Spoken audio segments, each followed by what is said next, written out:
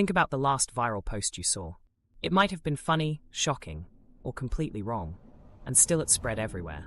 More than 5 billion people now use social media worldwide, and the average person spends over 2 hours a day on it. That's a lot of attention flowing into the same digital spaces. In this video, you'll not only see the psychological explanations for why online behavior feels so strange, but you'll also get practical, research-backed strategies to regain a sense of control. What makes this important is that likes, doom scrolling, and endless recommendations aren't just distractions. They connect directly to the same survival circuits that shape reward, threat, and memory. Once you recognize how these mechanisms work, you can start to see why certain online interactions feel so charged. And if you've ever noticed that no amount of logic seems to fix those heated comment threads, the reason is psychological too. Why logic never wins online arguments. Why do so many online arguments play out as if logic barely matters? You can line up facts, data, even cite peer-reviewed research, and instead of shifting, the other person often becomes more entrenched in their view. What feels like a straightforward correction ends up sparking resistance.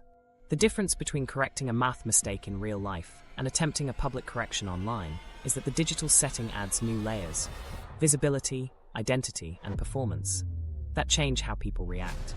On platforms where every comment unfolds in front of an audience, public disagreement stops being just about information.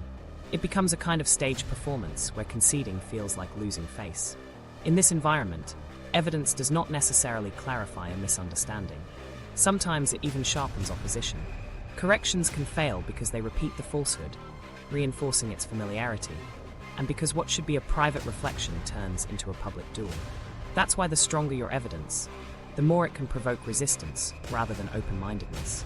Psychologists have studied this dynamic for years, and one influential explanation is known as the backfire effect. Early studies suggested that when people were presented with a false claim and then given a correction, they sometimes recalled the misinformation more vividly than the fix. The proposed reason was that humans rely on a shortcut called the familiarity heuristic. If something feels familiar, it feels true, regardless of accuracy. The act of repeating a falsehood, even while disproving it, could make it more memorable. For example, telling someone, "It's not true that vaccines cause infertility," still plants the phrase, "vaccines cause infertility," in memory. Later, the correction may fade, while the myth remains fluent and easier to recall. But newer research complicates this picture. While early studies spotlighted the backfire phenomenon, later work, particularly in political contexts, found inconsistent results. By 2025, large-scale studies examining platforms like Reddit and TikTok suggest that complete reversals, where corrections actually make false beliefs stronger, are far less common than once feared. Instead, the dominant pattern is subtler. People remember the false claim longer than the factual correction.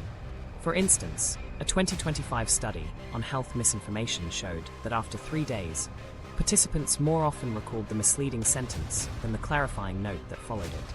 The backfire effect may not be universal, but the memory bias that favors the repetition of misinformation remains a significant problem. Algorithms amplify the problem.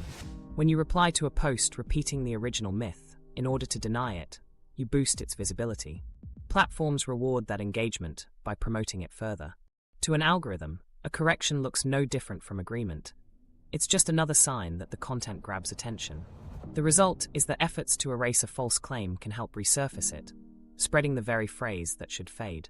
From the outside, a correction looks like truth-telling. Within the logic of the feed, it is an engine of viral circulation. It isn't only memory and repetition at work. Identity plays a crucial role. Many people post beliefs online, not just as statements, but as signals of who they are, what values matter to them, and which community they belong to. When challenged in public, the correction doesn't feel like a neutral adjustment. It feels like a threat to identity. Humans naturally defend against threats, so people often double down in order to protect the self that the original post was meant to express. In this light, a factual correction is reinterpreted as a personal attack, triggering emotional defenses over rational reassessment. This explains why discussions so often escalate. You enter hoping to resolve a misunderstanding with a clear fact, but the other person experiences it as a challenge, perhaps, even as humiliation in front of an audience. The conversation spirals, algorithms push it outward, and soon the myth and the conflict both become more visible. By the close of the exchange, participants are not more aligned with truth, but often more attached to their original stance. Which raises the question, if logic alone cannot win online arguments, what does research suggest works better? A large-scale analysis of about 12,000 discussions on the Reddit forum Change My View offers practical guidance. Conversations that led to real shifts in opinion tended to follow three patterns. First, successful users avoided repeating the false claim verbatim, since direct repetition only risks reinforcing its familiarity. Second, they changed the framing and language, introducing new information rather than mirroring an opponent's words back at them. Third, they kept the exchanges short. Once a conversation dragged on past about 4 replies in either direction, persuasion almost never occurred. In other words, avoid echoing myths directly, reframe the discussion with fresh language, and resist being drawn into endless back and forths. These findings don't mean persuasion is easy. They do show, however, that outright failure isn't inevitable. By making small shifts in how corrections are framed, avoiding repetition, choosing new wording, keeping discussions concise, there are ways to increase the likelihood of being understood without amplifying the myth. What seems like a tiny linguistic choice can shape whether an argument settles as noise or leaves room for change. Taken together, the limits of logic online trace back to cognitive shortcuts, platform dynamics, and our need to protect identity. But the story doesn't end with the frustration of fruitless arguments. The next challenge is in understanding how people interpret information in the first place. Because even without the back and forth of public debate, two people can look at the same data and come away convinced of opposite truths. To see why that happens, we have to examine the role of bias and the way digital platforms structure what we see. Confirmation bias in digital echo chambers. When people interpret the same evidence in completely different ways, the underlying force is often confirmation bias. This is the brain's tendency to focus on what supports an existing belief while downplaying or ignoring what does not. It isn't a matter of dishonesty or of consciously rejecting facts. It's a built-in filter.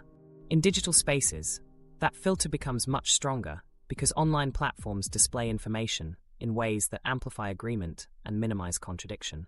What should be neutral input quickly turns into selective reinforcement. Confirmation bias is why two people can read the very same article and come away with opposite conclusions. One famous example from political psychology research showed this clearly. Participants were presented with identical numeric data about the effects of a welfare policy. Supporters of the policy leaned on the numbers in one direction, and detractors focused on the opposing side of the same dataset. Each group left convinced the data had confirmed what they already thought. Nothing in the numbers changed. What mattered was the lens through which the numbers were seen. Now add digital feeds into the picture, and you can imagine how much more pronounced this effect becomes. Platforms don't present a random sampling of information. They curate, personalize, and refine what you see to keep you engaged. The details that fit your views grab attention, and those same signals feed back into recommendation systems. Research in 2025 has shown how these systems and human biases interact. One study described how algorithmic personalization doesn't simply replicate bias, it deepens it. As Modgill and colleagues explained, confirmation bias shapes what people click, and those choices train platforms to serve up more of the same. The result is a reinforcing cycle where the human tendency to seek confirmation and the machine's drive to maximize engagement work hand in hand. This cycle produces what are often called echo chambers. Instead of exposing people to a variety of viewpoints, digital platforms cluster like-minded individuals together, where they circulate and reinforce shared views. By 2025, studies analyzing millions of exchanges confirmed that these clusters are more distinct and insulated than they were a decade ago. Political communities are an obvious example, but the pattern extends to health, culture, and technology. Two people might be in almost completely different informational environments without realizing how separate their feeds have become. A practical scenario illustrates the problem. Imagine two readers encounter the same article describing experimental findings about a new technology. One already believes the technology is dangerous. That person pays close attention to the sentences that mention possible risks. The other believes in its benefits, schemes those same lines, and instead highlights the cautious language about needing further data. Ask them later what the article said, and each will recall only the parts that serve their perspective. Both are certain that the evidence is on their side, though the article itself never took a firm stance. Multiply this effect across millions of posts and interactions, and it becomes clear how easily entire communities drift apart in their interpretations of reality. The effect is not just intellectual, it has an emotional driver. Encountering information that aligns with your expectations produces a small reward in the brain, a brief pulse of validation that makes you more likely to like, comment, or res hair. Each of those actions teaches the recommendation system a little more about your preferences. Your feed narrows, not because you demanded it, but because both your psychology and the algorithm co-evolve toward agreement. Over time, this repetition builds familiarity, and familiarity itself makes claims feel more trustworthy. What makes the risk greater today is how technology extends beyond feeds. Generative AI systems can already create personalized outputs on demand, shaping responses in ways that match a person's prior views. These tools don't just mirror past clicks, they generate new material that fits specific beliefs. Researchers have warned that such personalization could increase the impact of confirmation bias, offering hyper-tailored support for whatever narrative someone brings in. This doesn't merely deepen echo chambers, it makes the chambers adaptive in real time. When these layers combine, human attention, algorithmic curation, and AI-driven personalization, the outcome is stark. Whole groups can inhabit separate realities, without ever colliding in a shared space of reference. The polarization visible in today's online debates is less the product of deliberate division than a consequence of thousands of small reinforcements, multiplied endlessly by automated systems. And yet, it's important to see the structure here. Confirmation bias alone would predispose people to selective reasoning in any environment. But in digital spaces, where design favors engagement, that bias grows into large-scale echo chambers. What feels like independent discovery is often the product of pathways configured to amplify belief rather than challenge it. This helps explain why online debates can feel irresolvable from the very start. Participants are not only drawing from different sets of evidence, they live within parallel systems that present the world differently. That divergence turns each attempt at persuasion into frustration. What looks like a discussion about facts is also a clash of lenses, shaped by bias and maintained by digital design. The next step is to look more closely at what happens once people enter direct exchanges, because when those echo chambers collide in arguments, the results tend to feel even more futile. Why online arguments feel futile? Why do online debates so often feel like running in circles? Whether it's a long Facebook thread or a Reddit back and forth, the pattern is familiar. Someone makes a claim, a challenger joins in, and what starts as a quick disagreement turns into dozens of exchanges that never go anywhere. By the end, both sides feel more certain of their own stance and more frustrated with the other. What looks like conversation rarely produces actual movement. The problem is partly built into the shape of online arguments. One person posts, the other counters, and soon both sides reframe what they already said, insisting they've been misunderstood. Each reply raises the emotional stakes while repeating the same points in different words. Instead of convergence, the disagreement hardens. To an outside reader, these threads resemble two speeches delivered at each other, rather than an exchange meant to resolve anything. Careful studies of online forums have confirmed this impression. Analysts found that persuasion almost never happens late in an argument. The Change My View community, which has been studied extensively, shows a clear threshold. Once two people have exchanged more than 4 replies apiece, the odds of meaningful change nearly vanish. In practice, that means if you've gone back and forth 4 times and nothing has shifted, it's smarter to step away than to keep pushing. The data suggest additional replies don't increase the chance of progress. They decrease it. Why does this happen? One major reason is that public arguments shift the goal from learning to performance. Offline, a trusted friend might correct you quietly, and you'd adjust without much effort. But in a visible thread, everything you say is tied to an audience. That makes the disagreement about image as much as information. Backing down in front of onlookers feels like losing, so most participants double down instead. When conversations play out on a stage, defending identity usually outweighs reconsidering evidence. This audience effect combines with sunk cost thinking and personal attachment to beliefs. The longer you've argued, the more invested you feel in standing firm. If others are cheering you on with likes or replies, the social cost of conceding rises even higher. Together, these forces explain why so many debates stretch out pointlessly. At that stage, people are not reasoning, they're signaling. That insight points toward what to do differently. If you sense you're locked in one of these spirals, treat the 4 reply mark as a hard stop. Beyond that point, your chances of persuading someone dwindle fast. Another useful tactic, drawn from successful Change My View posts, is to avoid repeating an opponent's claims verbatim. Instead, reframe the idea in new language when offering a correction. This sidesteps the memory trap, where repeating the falsehood only makes it feel more familiar. Limiting replies and shifting language doesn't guarantee success, but it makes genuine reflection more likely than endless repetition. Seen this way, the exhaustion people feel after long comment wars makes sense. Each side believes that not replying would equal defeat, so the cycle keeps pulling them forward. Yet all the extra energy poured into citations and counterarguments rarely changes anything. By the end, participants walk away drained, with their original beliefs reinforced rather than questioned. The futility of these arguments is not simply personal, it's systemic. Social platforms treat every response as engagement to be amplified. That means heated threads are pushed into more feeds, drawing more onlookers, and creating stronger pressure to perform rather than revise views. What looks like lively discussion in the metrics is in reality a loop that deepens division. Understanding this pattern helps explain why so many digital debates never reach resolution. The psychology of defending identity and the structural incentives of the platforms both work against persuasion. Arguments don't collapse because people are irrational in principle. They collapse because once they become performances, persuasion is nearly impossible. This is why internet arguments feel futile. They are designed, socially and technologically, to reward visibility and endurance rather than reflection and change. And if even ordinary debates can leave people stuck and frustrated, the effect becomes even stronger with information that triggers powerful emotions. Before long, scrolling turns into confrontation with headline after headline designed to alarm.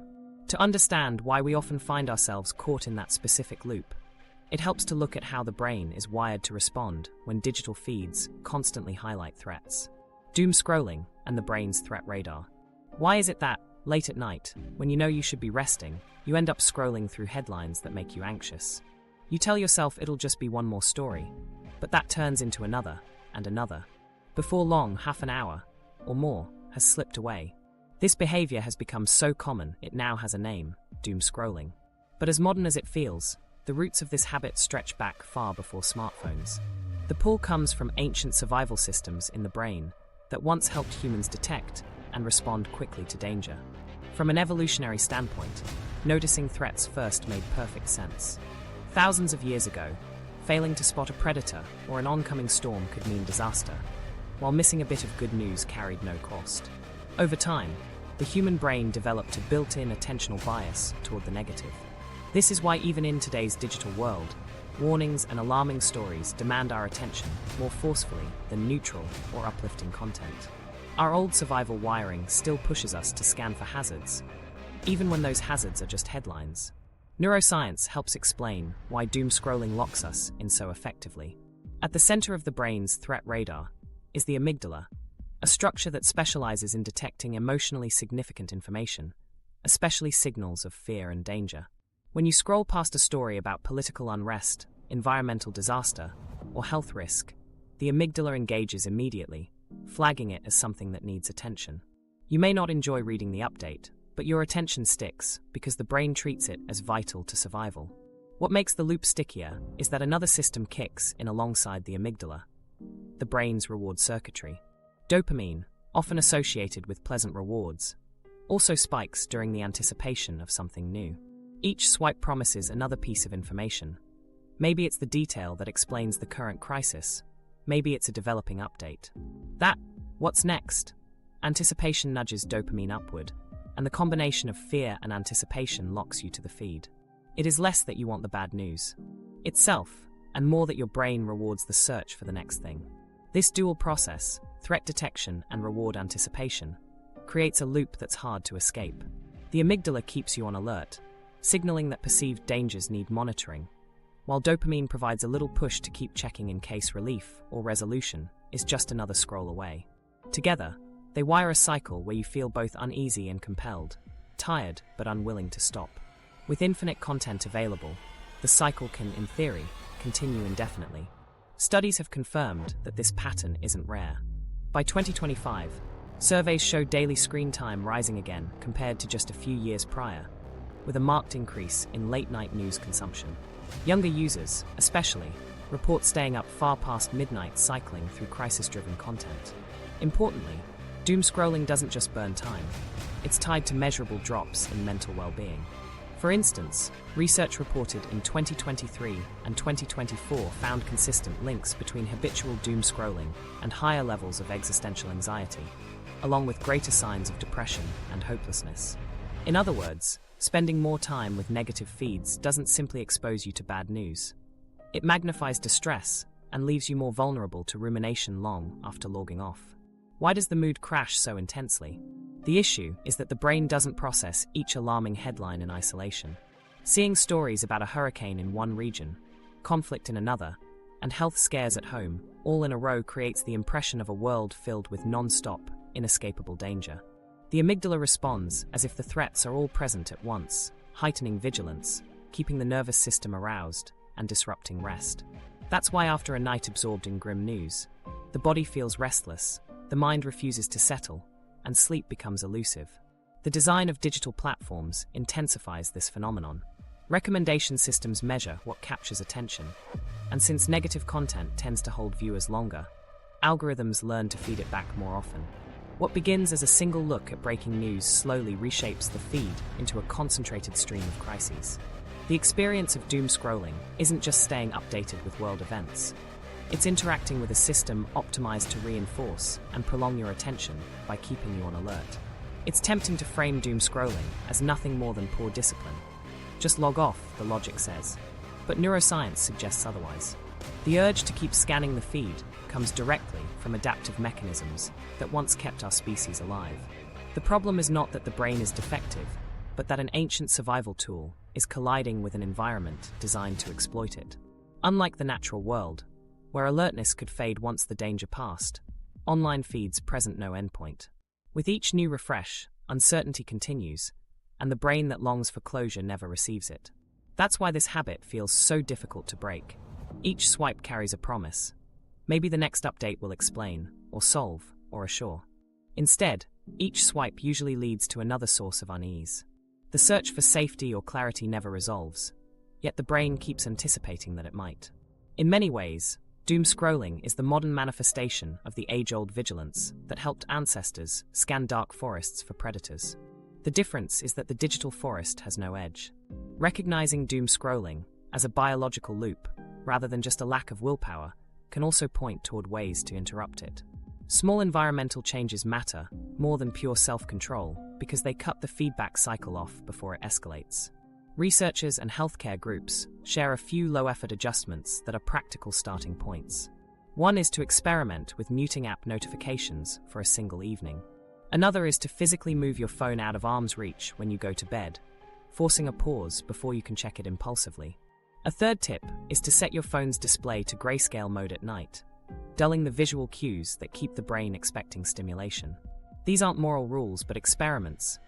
Ways to test if removing small triggers helps you feel calmer and more in control. What these micro-interventions share is a shift in the environment, not an attempt to overrule ancient instinct with sheer will.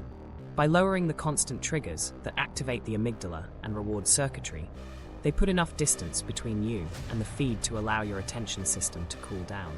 Even trying one of these adjustments for a single night can reveal how much difference it makes when negative content isn't constantly within reach. Seen in this light, doom scrolling isn't about weakness, it's about instinct and design colliding. A brain equipped to survive threats is operating in a space where threat signals are manufactured endlessly and fed back for profit. What feels like a late-night quirk is actually a durable cycle shaped by both evolutionary wiring and technological incentives. This raises a broader question about online life. If even frightening headlines can lock our attention so powerfully, what about seemingly trivial signals? The likes, shares, and notifications scattered through our feeds? They should be meaningless, yet somehow they capture us just as strongly. Understanding why those small icons matter so much requires looking at how the brain's reward systems respond in real time. The neuroscience of likes and shares. Why do small digital signals like a heart, a thumbs up, or a share icon create such a strong pull on our attention? They have no direct material value. You can't eat them, spend them, or use them in place of real-world resources. Yet many people check for them repeatedly, sometimes refreshing a post every few minutes to see if the response has grown. This behavior looks trivial from the outside, but inside the brain it ties directly into circuits that evolved to reinforce actions with social value. Likes and shares act less like decorations and more like triggers in a loop of anticipation and reward. At the center of that loop is dopamine, a neurotransmitter often misunderstood as the pleasure chemical. What research makes clear is that dopamine is not about the satisfaction itself. It's about motivation and the anticipation of reward. Each time you share a thought or upload an image, your brain marks an open-ended question. Will anyone respond? A notification acts as a small confirmation that your action mattered and sets off activity in reward pathways. The sense of anticipation can be just as strong, sometimes stronger, than the outcome itself. Intermittent reinforcement strengthens this loop. Likes don't come at predictable rates. Some posts draw dozens of responses, others only a few, and the randomness keeps people refreshing to check. Researchers often compare this structure to gambling, since slot machines use the same principle of unpredictable payoffs. The parallel isn't meant to imply that social media is identical to gambling or drug use, but the underlying neural mechanism overlaps. Anticipation driven by dopamine makes the behavior habit-forming. Each alert or refresh becomes a cue signaling the possibility of reward, which encourages more checking. Brain imaging research reinforces this picture. fMRI work, including studies by Sherman and colleagues, shows that both receiving and giving likes activate reward-related areas, such as the ventral striatum, the ventral tegmental area, and the ventromedial prefrontal cortex. These are the same circuits that respond to other types of social reinforcement, like smiles or verbal approval. What matters here is not the size of the stimulus, but its social meaning.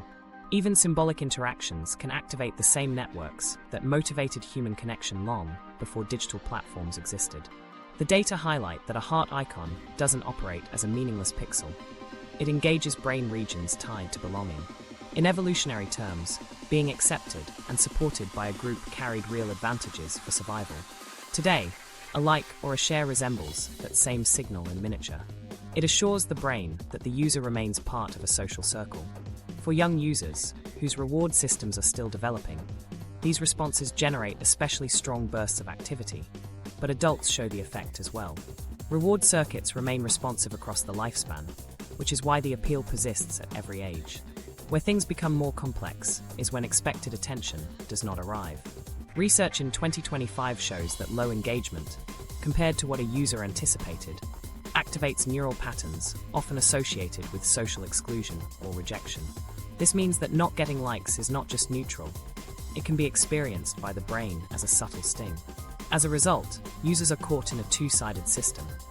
Dopamine drives the search for positive reinforcement, while parallel systems react to a lack of responses with discomfort. That mix explains why so many people keep checking numbers, chasing approval, and avoiding rejection simultaneously. Over time, repeated cycles of posting, waiting, and reacting form habits. The mind learns to link content creation not with intrinsic value, but with external metrics. When a post performs, the response produces heightened motivation. When it lags, the absence feels personally significant, even if logically the numbers are inconsequential. That shift from valuing the content itself to valuing its social signals changes both behavior and emotion, turning neutral icons into sensitive markers of personal worth.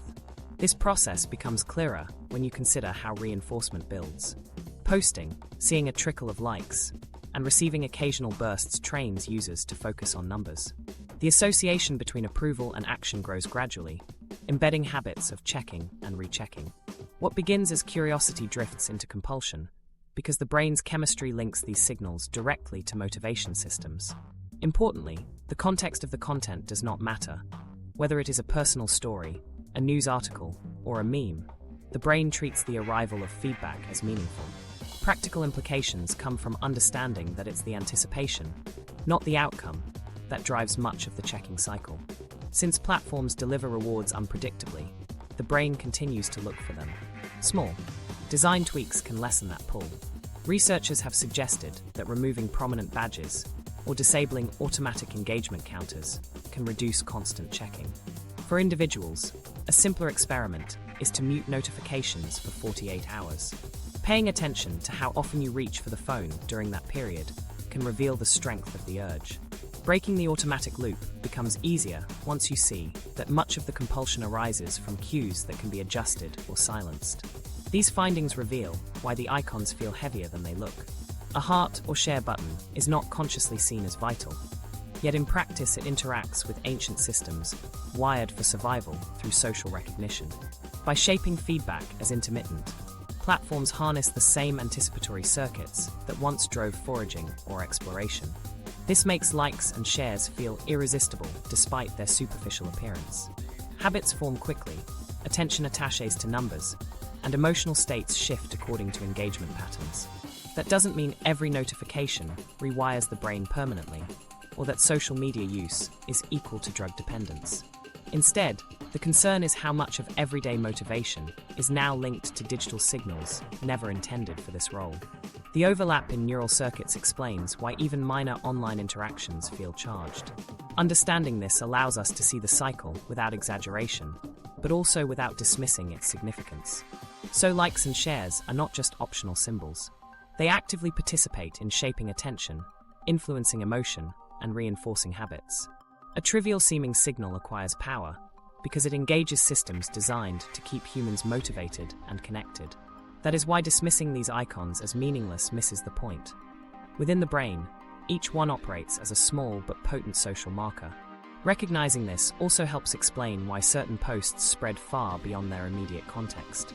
If every notification can shape motivation in real time, then content that draws more of them begins to dominate feeds and attention.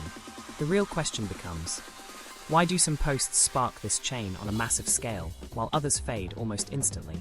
To answer that, we need to look at how emotion and cognition drive what people decide to share in the first place. The psychology of viral content. Why do certain memes, clips, or short-lived jokes suddenly dominate attention, while others disappear almost unnoticed? At first glance, it looks random. One post spreads across every platform while another, seemingly just as clever, fades almost instantly. But psychologists studying digital behavior have shown patterns beneath the chaos. Virality isn't simply luck. It tracks closely with the emotions content provokes, and, more specifically, with how strongly those emotions arouse the body and mind. Research has repeatedly shown that emotional arousal drives sharing. Calm reactions rarely spark action, but high arousal states, whether positive or negative, push people to forward material. A well-cited New York Times study on article sharing found that pieces sparking emotions like awe, amusement, or anxiety were far more likely to be emailed than neutral ones, and follow-up experiments confirmed the same on social media. The emotional charge gives otherwise ordinary material a momentum that carries it through networks. Among the emotions, 3 consistently dominate: awe, anger, and amusement. Awe motivates people to share something extraordinary, so others can witness the same sense of wonder. Anger pushes sharing as a tool for outrage and collective resistance, especially when an injustice feels urgent. Amusement encourages people to forward jokes or memes as a way to bond socially through laughter. These aren't arbitrary choices. Each has deep roots in how humans coordinate socially. What unites them is arousal. They heighten alertness and prime the body for response. Online, that response takes the shape of clicking share. In practice, a single piece of content can trigger all 3. Imagine a short clip of street musicians. The skill on display can evoke awe. The playful absurdity of their performance can spark amusement. And if the description highlights how little recognition they receive, that framing may introduce anger at unfairness. A post like this can hit multiple emotional levers at once. As reactions pour in, platform algorithms detect the elevated engagement and boost the clip further. Soon, it spreads not only because individual viewers found it moving, but because the system echoes back the attention. The psychological mechanism here is straightforward. The brain is tuned to prioritize experiences that stir strong internal reactions. Events or stimuli that provoke arousal are encoded more distinctly into memory and become more salient in conversation. Sharing them extends that salience across social ties. In the digital world, resharing is conversation at scale. accelerating the spread far beyond what talk around a dinner table could accomplish. Platforms supply the infrastructure that links one spontaneous reaction to countless new eyes. These emotions also carry social meaning. Sharing a clip isn't just about passing along content. It signals identity and affiliation.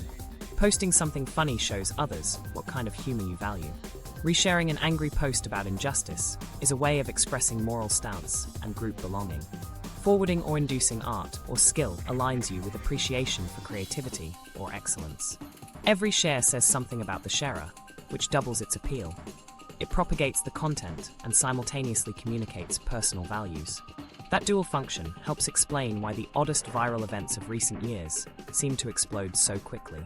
They delivered a mix of reactions people wanted to feel and wanted to show they felt. The content itself mattered, but what mattered more was how it allowed individuals to perform identity in front of others. Platforms reinforce this by detecting spikes of emotion-driven engagement and amplifying the content to maximize time spent on site. The cycle became self-reinforcing. Emotion prompted sharing, sharing drove attention, attention signaled algorithms, and algorithms magnified exposure. Cognitive science parallels this with findings on memory. Events that spark arousal stick longer than neutral experiences.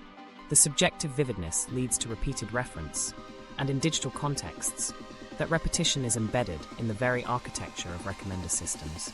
By tracking likes, shares, and comments, platforms favor emotionally charged material because it consistently generates loops of return traffic.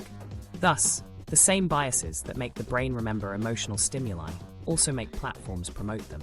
This process helps us grasp why countless carefully reasoned posts vanish quietly while less substantial content spreads overnight.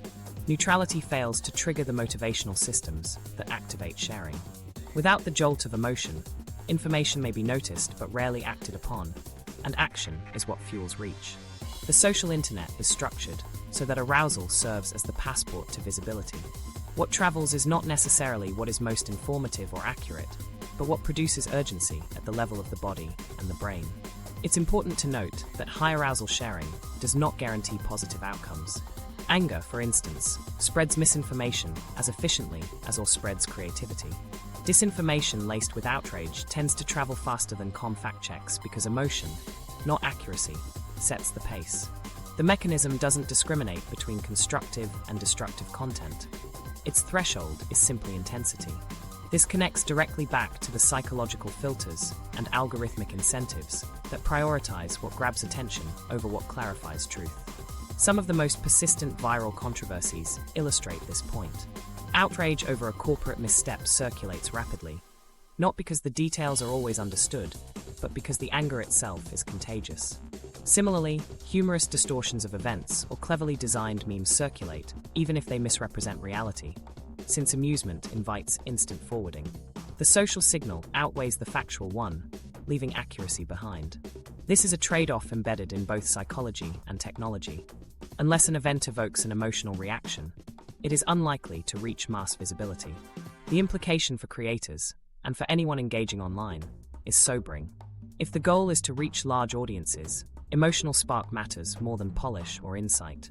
Posts built to provoke amusement or outrage often prosper above nuanced or carefully reasoned commentary. The viral ecosystem, in this way, rewards strategic provocation over thoughtful exposition. The public stage is tilted toward content that presses quickly on emotional circuits and away from content that demands slower reflection. Understanding this cycle allows for a clearer perspective. Virality is not an unpredictable miracle or evidence of hidden genius. It is a predictable consequence of how human brains respond to arousal, combined with how platforms amplify the stimuli most likely to keep people engaged. Memes, outrage, and spectacles thrive not just because they entertain, anger, or impress, but because those reactions are ancient cues to share and respond, now embedded in a global infrastructure. The result is that emotional arousal has become a kind of hidden currency online. Each spike of awe, anger, or amusement fuels the possibility of mass spread, while common material drifts quietly out of view. This explains why strange clips can dominate feeds overnight, while thoughtful analysis reaches only small pockets of readers. The system rewards the immediate spark, not the slow burn. Recognizing this also clarifies the cost. When virality privileges, Emotional charge above all else. It shapes not only what spreads, but also what people come to expect from digital life. Feeds become dominated by peaks of feeling, not smooth distributions of information. That bias, combined with the automated systems that detect and magnify those peaks, alters the texture of collective attention itself. And yet, emotion alone does not explain the entire picture. What turns one person's share into millions of views often has less to do with the intrinsic content than with the invisible processes that decide how far it will travel. If arousal is the spark, these unseen systems determine how brightly it burns. Understanding virality, then, requires looking not only at psychology, but also at the deeper forces organizing what appears in front of us. That raises the next question.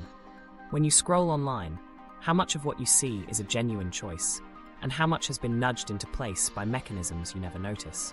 Algorithms as invisible puppeteers. Are the choices you make online really independent, or are they shaped before you ever notice? Most people assume they're deciding for themselves which videos to watch, which articles to click, or which products to buy. But feeds are not neutral timelines of everything available.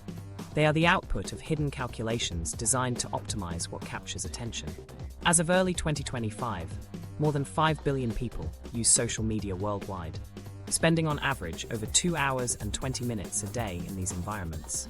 That scale gives algorithms vast power to decide what rises to the surface and what quietly disappears. These recommender systems operate on a simple principle: maximize engagement. They don't focus on accuracy or balance. Instead, they prioritize signals such as watch time, shares, and comments, because those metrics predict which items will keep you scrolling. This means content that sparks stronger emotions or hooks concentration tends to be amplified. If outrage holds people longer than quiet nuance, the feed tilts toward outrage. If funny clips outperform careful explanations, humor wins out. From the system's perspective, it doesn't matter whether the content is informative or misleading, only whether it sustains interaction. At first glance, this design might seem harmless. After all, who wouldn't want recommendations tailored to their interests? The problem is that the tailoring is not toward truth or broad understanding, but toward material that provokes. By consistently surfacing what drives reactions, platforms encourage an environment where extremes dominate. Factual posts are less likely to climb to the top of your feed compared to material that sparks laughter, anger, or alarm. What feels like a personal choice of what to engage with is filtered first through a machine optimized to lengthen your time on site. Research now documents how this process affects people day to day. In one line of study, participants exposed to algorithm-curated video feeds showed sharper changes in mood compared with those given random sequences. Their highs felt higher, and their lows felt lower, simply because the system had learned what would most strongly draw them in. That doesn't mean every clip was extreme. Rather, the algorithm discovered that amplifying emotional swings was effective at keeping people engaged. Over time, users reported stronger emotional reactions to feeds overall, suggesting the system was not a passive observer, but an active amplifier of experience. What follows from mood shifts are changes in behavior. Stirred-up users are more likely to post, share, and respond, feeding the platforms even more data. With every click and pause, the system builds a model of what will hold attention. The striking point is how little data it needs. Recent studies show that fewer than 24 interactions can allow a platform to predict future clicks, interests, or even purchases with impressive reliability. In some cases, predictive power outperformed what family or friends could guess, because the system doesn't require deep personal knowledge, just enough patterns to forecast what reaction will keep you engaged. This predictive strength often translates into subtle shaping of daily choices. If your browsing suggests an interest in nutrition, the algorithm may line up videos from diet influencers, articles about meal plans, and ads for supplements right where you'll see them. Nothing is forced. Each recommendation appears as a helpful suggestion, but repetition makes the path feel natural, turning a nudge into a routine. Eventually, the purchase or subscription seems like self-direction, even though it was scaffolded by the system's pattern recognition. Consider a common experience. You open an app intending to watch a single clip. The recommendation panel offers a related one, then another, and within moments you've spent half an hour in a corner of the internet you did not plan on exploring. To you, it feels like free choice. In practice, You've been guided along a map sequence, each step calculated from the last. Autonomy isn't erased, but it's continually steered. Platforms have also run experiments, sometimes revealingly, about how altering feeds can influence behavior. A well-known example came in 2014, when Facebook briefly adjusted news feed content for hundreds of thousands of users to test whether exposure to positive or negative posts changed their own updates. The results showed slight differences. Those seeing more positive input tended to post more positive material themselves, and vice versa. The study drew criticism for ethical reasons. Participants had not consented to be part of an emotional experiment. The findings, while modest, highlighted that platform design choices can ripple outward, shaping tone and mood in ways users might not notice. Since then, researchers have emphasized the importance of recognizing both the subtle power and the limits. These systems can tilt behavior, but they cannot fully direct it. Advertising depends on the same predictive models. When algorithms sense you're most receptive, they deliver ads with precise timing. The decision to buy often feels like a spontaneous urge, yet behind the scenes, the system matched the product to your recent mood, browsing rhythm, or responses to related content. This is why users sometimes look back on purchases and wonder why they seemed irresistible at the time. The ads did not coerce, but they arrived at an unusually opportune moment identified by predictive analytics. What unsettles many observers is that all of this happens invisibly. Unlike a human persuader, an algorithm rarely shows its reasoning. It simply decides which posts, comments, or products to place up front. The effect is like dining from a plate already selected for you. You still choose which bites to take, but the range of possible options has been narrowed unseen. Over time, the things withheld shape experience as strongly as the things displayed. The cumulative influence can feel uncanny. Experiments show that recommender systems can sometimes approximate personality traits, such as openness or introversion, more consistently than acquaintances might. They do this not by understanding you in a personal sense, but by comparing your tiny signals, likes, pauses, clicks, with patterns from billions of others. The resulting forecasts can seem eerily precise, even if no one is actively interpreting you as an individual. Recognizing this changes how we understand digital autonomy. Platforms are not neutral spaces where all content competes equally. They are gatekeepers whose filtering aligns with engagement metrics, and engagement tends toward what excites or agitates. That feedback loop reshapes which issues dominate conversation and which fall silent. Multiply those effects by billions of users, and algorithms can shift the landscape of what entire societies perceive as urgent or entertaining. The important point is that algorithms don't control users in a mystical sense. They predict and optimize, nudging paths based on signals that favor attention. The influence is quiet but broad, steadily reinforcing emotional triggers, consumption routines, and information flows. Describing them as puppeteers is not to grant them malevolence, but to highlight how subtle pulls accumulate. Each adjustment seems minor, but together they orchestrate powerful currents of attention and behavior. All of this raises a deeper question. If invisible cues can steer what people read, watch, and even buy, why do some forms of content hold attention so completely once they appear? It isn't just recommendation that drives the effect. Some material seems almost magnetic on its own. The next issue is to understand what psychological needs are being met when certain types of media feel nearly impossible to look away from. Why satisfying content hooks the mind? Why do certain clips that seem meaningless, a knife slicing through soap, paint swirling into a flawless gradient, or dominoes collapsing in perfect order, hold attention so tightly? At first glance, they look like disposable distractions, repetitive, predictable, maybe even boring. And yet millions of people watch these loops, replay them, and share them. The draw is not random. The appeal comes from how the brain is tuned to notice order, completion, and rhythm, and how these short videos deliver all three in compressed, predictable bursts.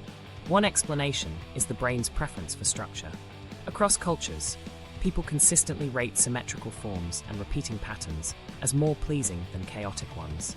Psychologists link this tendency to evolutionary pressures.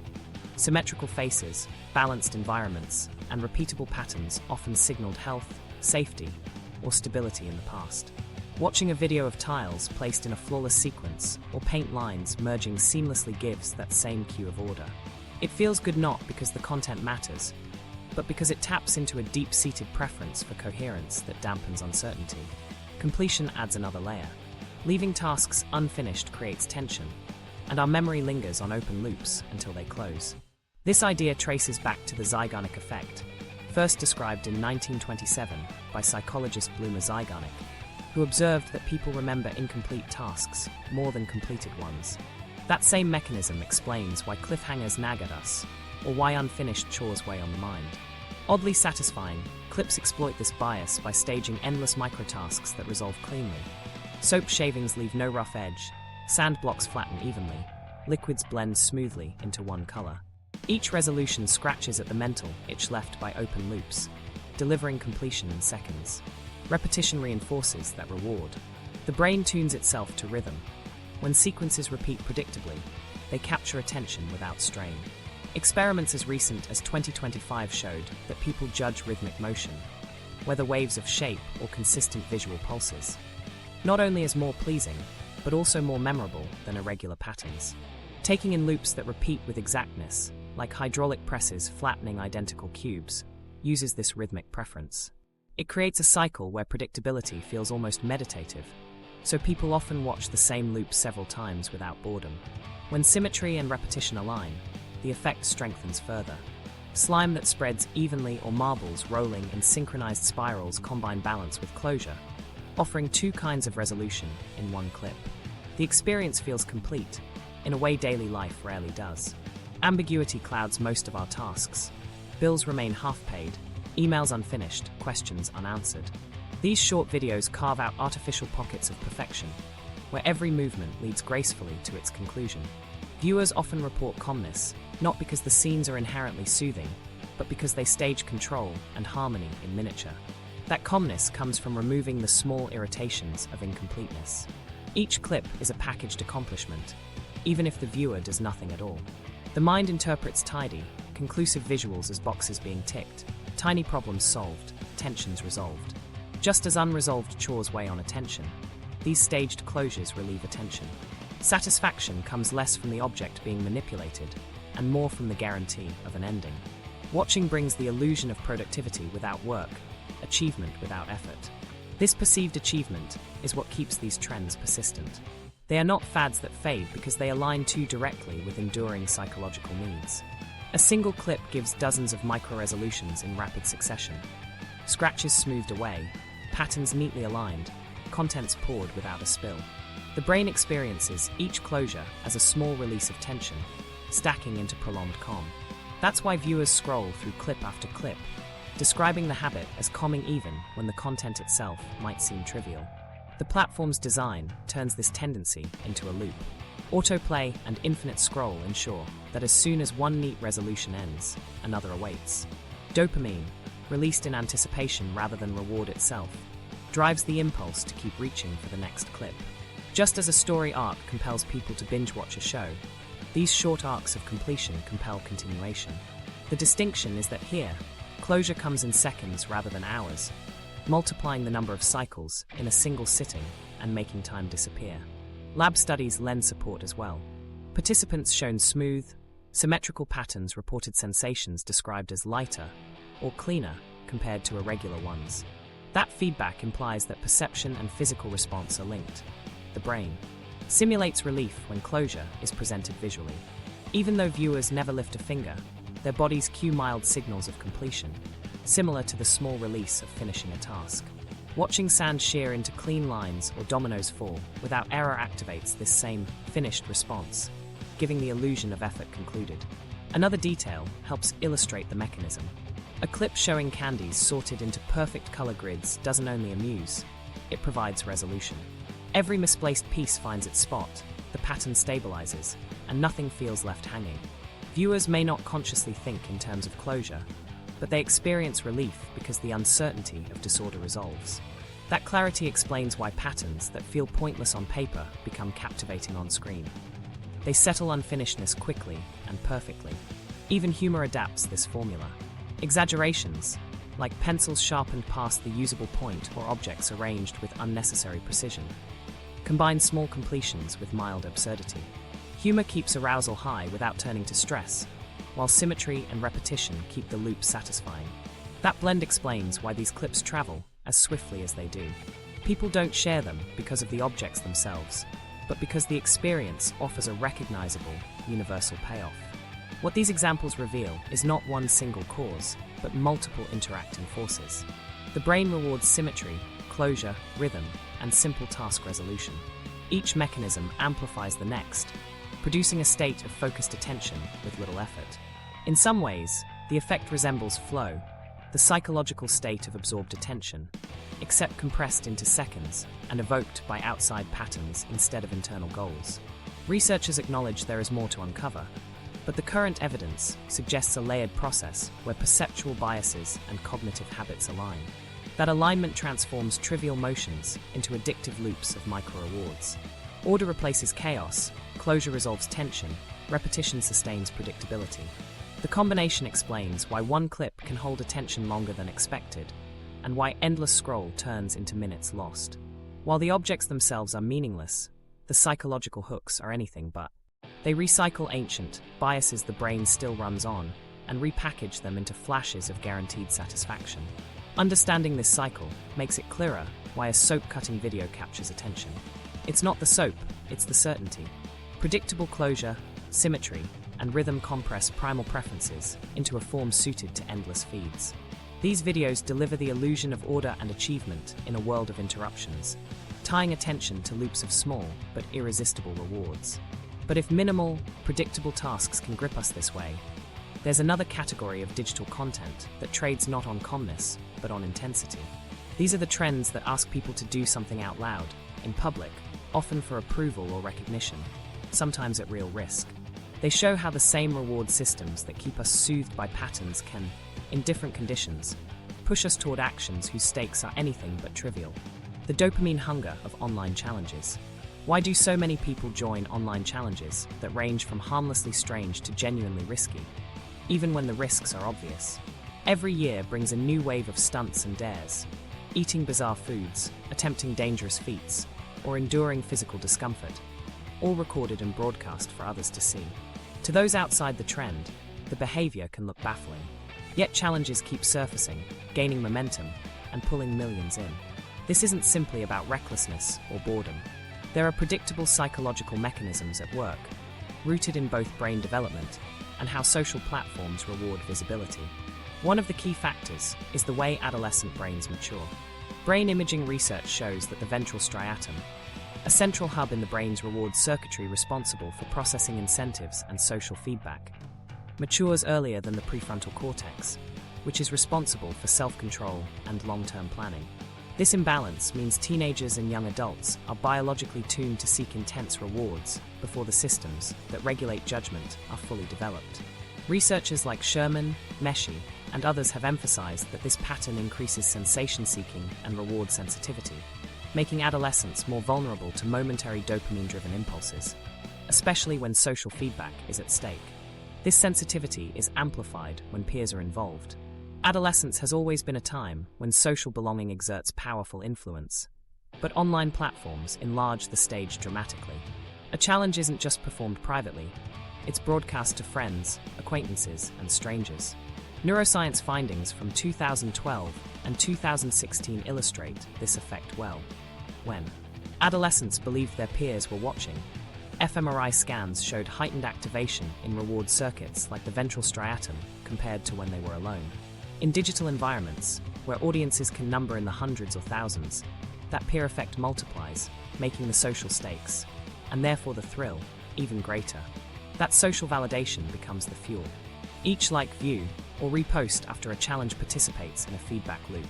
For a brain still developing its regulatory controls, this rush of recognition is hard to resist. The visible proof of approval, comments, reactions, shares, matters as much as the act itself. The challenge becomes more than a stunt. It turns into a ticket for public recognition and belonging. This explains why developing brains are more vulnerable, which helps explain why many, but not all, young people end up taking part in risky online challenges. Impulsivity is another piece of the puzzle. Teenagers can often recognize that a behavior is dangerous. They're not oblivious, but the calculations don't hold the same weight as they do for adults. Research shows that immediate social rewards frequently override delayed considerations of harm. When the potential gain is recognition in front of peers, the structural immaturity of the prefrontal cortex means that inhibitory control is less able to counterbalance the urge. Online environments heighten the effect by making every impulsive action instantly visible and rewarded with engagement metrics. This cycle explains why challenges seem to reappear every year in new costumes. The mechanics remain consistent. One person posts a novel stunt, it catches attention, early imitators gain recognition, and the format spreads. Adolescents eager to establish identity and independence see both an opportunity to stand out and a chance to join something bigger. Risks don't disappear. They're reframed as boldness, humor, or creativity. Algorithms then reinforce the pattern. When engagement spikes on a challenge, recommendation systems amplify it further, boosting exposure and drawing in the next wave of participants. By 2025, immersive and mixed reality technologies added extra layers of intensity. Teens no longer simply record challenges in ordinary spaces. They overlay visual effects, gamify tasks, or stream live performances where reactions arrive in real time. The challenge is no longer only an event, but a spectacle, tailored for visibility. This escalation turns private dares into digital performances that appear larger than life, multiplying the status payoff of participation. The bigger the spectacle, the larger the visible reward, reinforcing the dopamine-driven pursuit. The loop feeds itself. Participation generates content. Content drives engagement. Engagement triggers algorithmic promotion, and wider promotion attracts more participants. For adolescents whose reward systems are already tuned to respond strongly to peers, this creates a cycle that accelerates quickly. The stronger the audience response, the more compelling the next performance becomes. As the pool of participants grows, taking part feels less like an option and more like a requirement for staying relevant within a group. This is why explanations that frame dangerous challenges as just foolishness miss the deeper context. The behaviors stem from the interaction between developmental biology and platform design. Reward systems in adolescent brains amplify the value of short-term social approval. Platform algorithms amplify whatever behavior grabs engagement quickest. Together, they create a predictable environment where risky performances thrive. Warnings alone have limited impact in this context. Telling a teenager a challenge is risky competes poorly with the actual neurological pull of dopamine and the social energy generated by group participation. Indeed, studies show that many adolescents can accurately describe potential risks when asked directly. The issue is not ignorance but imbalance. The rush of anticipated reward simply weighs more heavily than abstract future harm. Knowledge of danger cannot override the immediate motivational force of recognition. It's also important to note that not all adolescents will participate.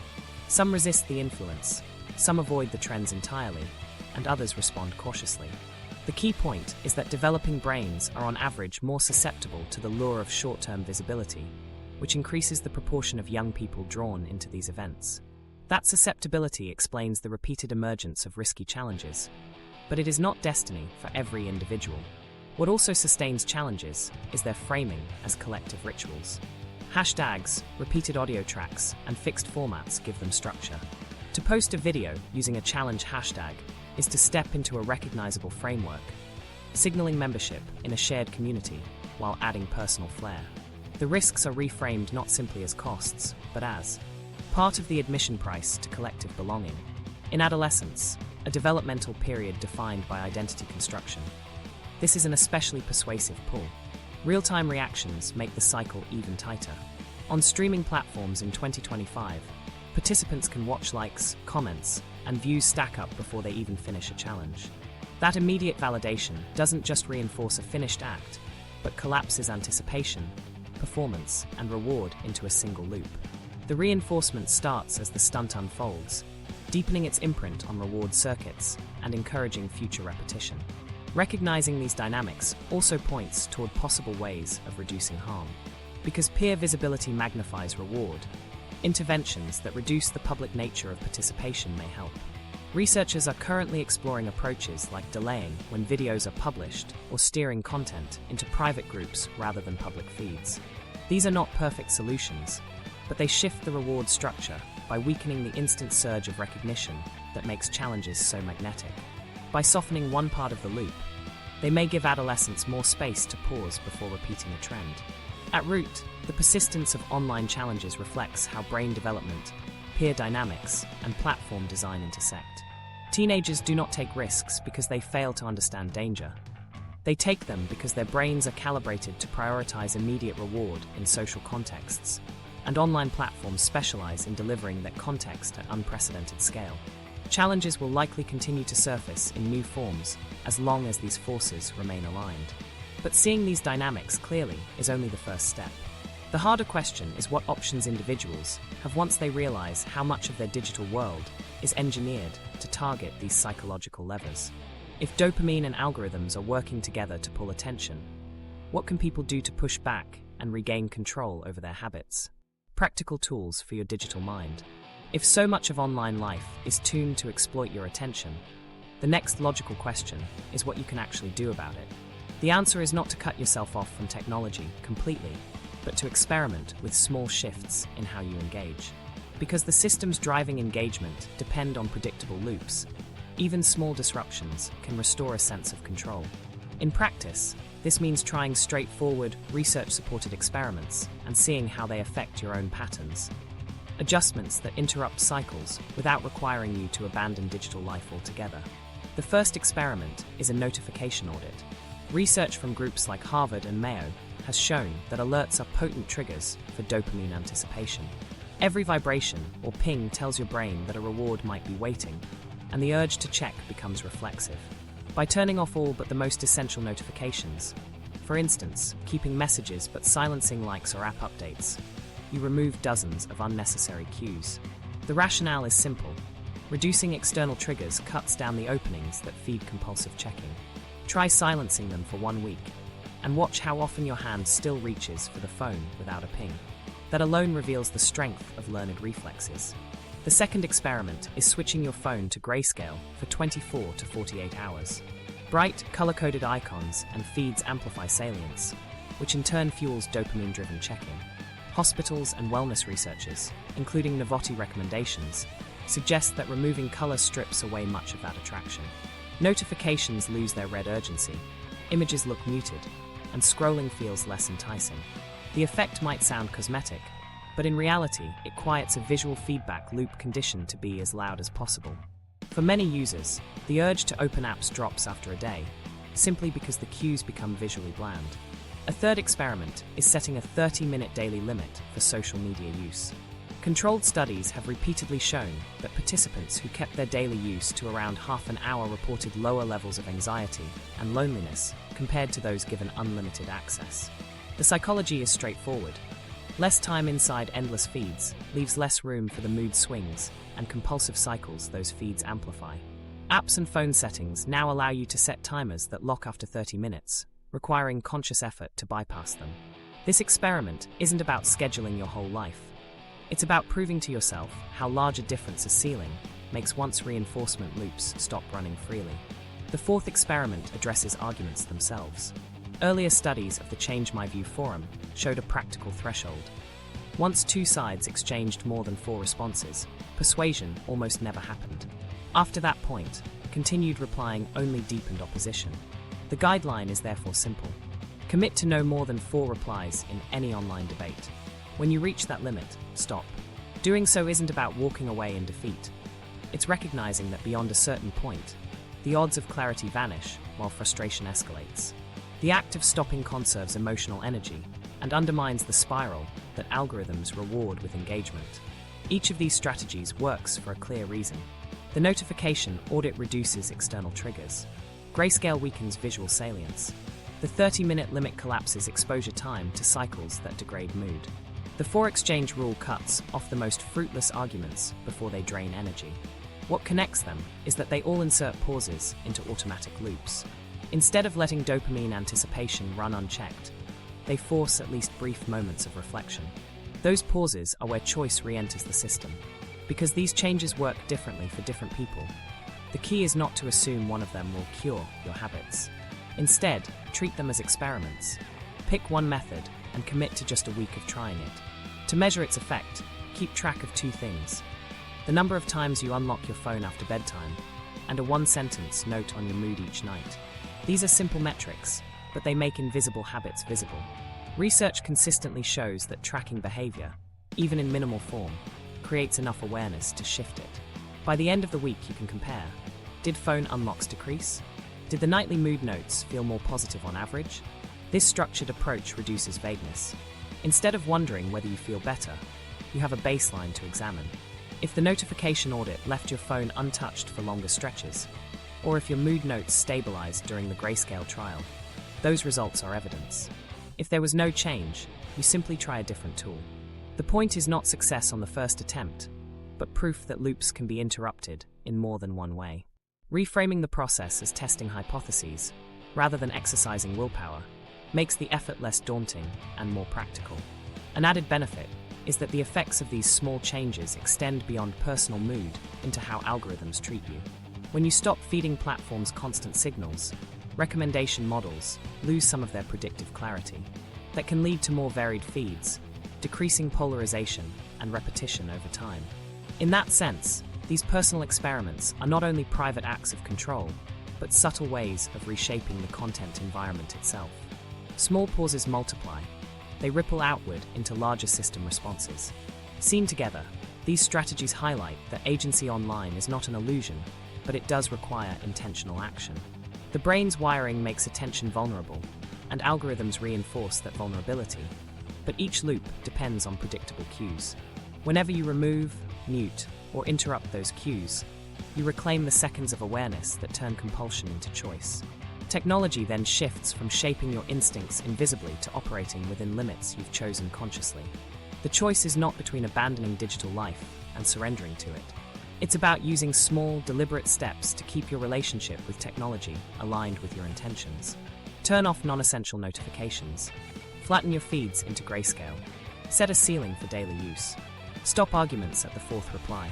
Try one, keep score, and see what happens. Each experiment takes aim at a different leverage point in the habit cycle, but all of them are short, measurable, and grounded in research. And once you experience how even 1 week of adjustment changes your habits, the bigger perspective becomes clearer. The online world is not just presenting you with options, it is shaping which ones appear and how strongly they pull. What you choose to do in response decides whether those forces dictate your rhythm, or whether you set the rhythm yourself. The internet isn't just a collection of neutral choices. It constantly nudges attention in specific directions. Every scroll, click, and share feeds patterns that subtly shape how you think, feel, and respond, long before you notice the shift. Those loops can narrow your perspective or strengthen habits until they feel automatic. But because the nudges depend on predictable cues, you can interrupt them. Awareness is the first step, and action is the second. Try one of the experiments from earlier: a notification audit, grayscale mode, or a 30-minute limit. For just 7 days, then share what you notice. The internet nudges attention by design, but small research-backed adjustments in how you use it can return choice to you. Which one small boundary will you try tonight?